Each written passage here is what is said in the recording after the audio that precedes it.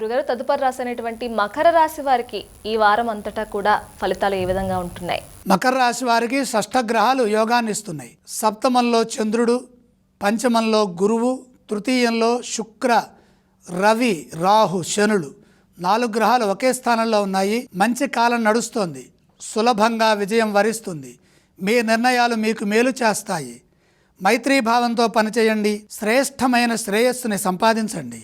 ఆర్థికంగా మంచి శక్తి లభిస్తుంది. ఆర్థిక ఉత్పాదక శక్తి కలుగుతుంది. ధనాదాయం వృద్ధి చెందుతుంది. అందుకు అవసరమైన మార్గాలు సుగమమవుతాయి. బుద్ధి చైతన్యంతో యోచిస్తే అభివృద్ధికి అవసరమైన సామర్థ్యం పెరుగుతుంది. ఉద్యోగంలో అద్భుతమైన ఫలితాలు లభిస్తాయి. ఆశించిన విధంగా భవిష్యత్తు ఉంటుంది.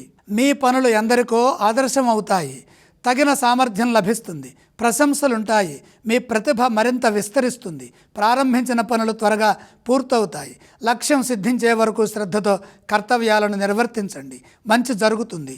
అలాగే వ్యాపారంలో నైపుణ్యాన్ని ప్రదర్శిస్తే ఆటంకాలు వాటంతటవే తొలగిపోతాయి.